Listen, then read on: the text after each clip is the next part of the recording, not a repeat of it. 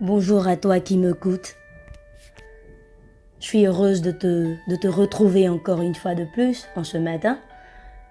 Voilà. Et en ce matin, je veux partager avec toi quelque chose que j'ai aujourd'hui découvert, que j'ai à cœur de te partager. Et merci à toi qui m'écoutes.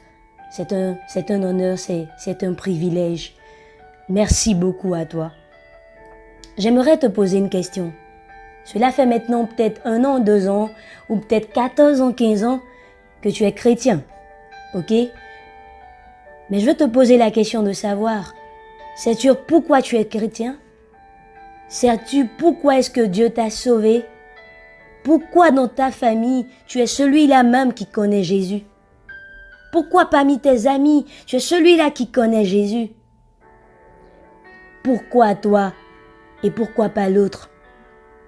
Est-ce parce que tu étais exceptionnel? Tu le crois? Non. La Bible nous apprend que c'est une grâce, c'est une faveur que Dieu t'a fait.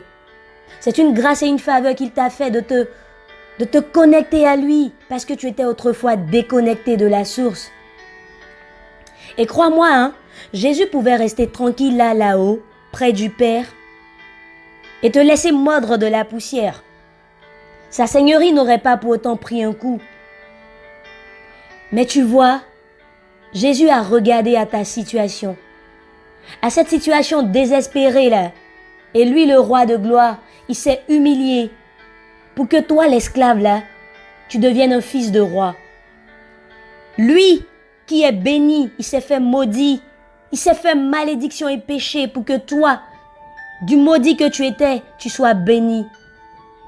Crois-moi, tu n'es pas exceptionnel. C'est Christ en toi qui te rend exceptionnel. Sans lui d'ailleurs, tu n'es rien. Et regarde, depuis que tu es devenu chrétien, par la parole que tu as entendue, par des enseignements que tu as entendus, par la parole de Dieu, tu as appris des choses que Dieu déteste. Mais tu vois, lorsque tu te retrouves avec tes amis, avec tes proches, avec tes parents, tu ne te sens même pas mal de commettre ce péché-là avec eux. Et dans ta conscience, tu te dis, ben tiens, c'est pas grave, je peux le faire. Je vais demander pardon à Dieu de toute façon après. Mais tu penses que c'est un comportement que Dieu aime là? De laisser les autres autour de toi mourir alors que toi, tu sais ce que Dieu n'aime pas. Je veux aujourd'hui exhorter un frère et une sœur à être un André de sa génération, à devenir un André de sa famille, de son entourage. La Bible nous apprend dans Jean 1, verset 40.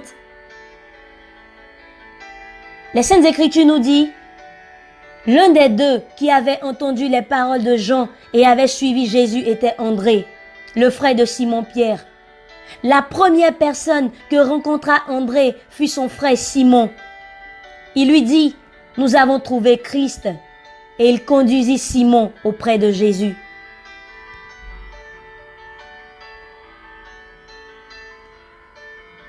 Lorsque André a vu Jésus, parce que rappelons-nous que André était un disciple de Jean le Baptiste, et c'est Jean le Baptiste qui a présenté Jésus à André.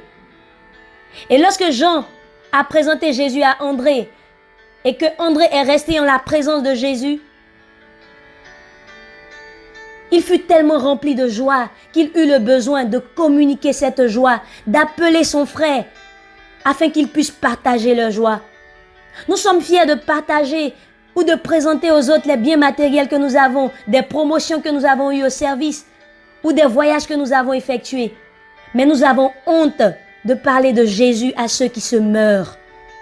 En ce matin, je veux te dire et t'exhorter, à toi qui n'as pas honte de parler de l'évangile, continue de le faire. Tu n'as pas besoin que la foule t'adule. Non, tu n'as pas besoin de cela. Sois animé de cette force et de l'esprit, car, comme Paul pouvait le dire, c'est sans crainte que j'annonce la bonne nouvelle. Car elle est la force dont Dieu se sert pour sauver tous ceux qui croient. Tu veux que ton ami soit sauvé? Tu as le meilleur remède, la parole de Dieu. Présentons la parole de Dieu à cette génération. Présentons la parole de Dieu partout où nous nous trouvons. Car le monde a besoin de la parole de Dieu. Nous avons besoin de cette parole-là. Nous avons besoin de cette parole. Le monde a trop entendu parler de sexe, de musique mondaine et de tout ce qui ne glorifie pas Dieu. Nous montrons au monde le contraire et présentons ce trésor cher que nous avons. Passe une excellente journée et que la main de Dieu repose sur toi et sur toute ta famille. Shalom.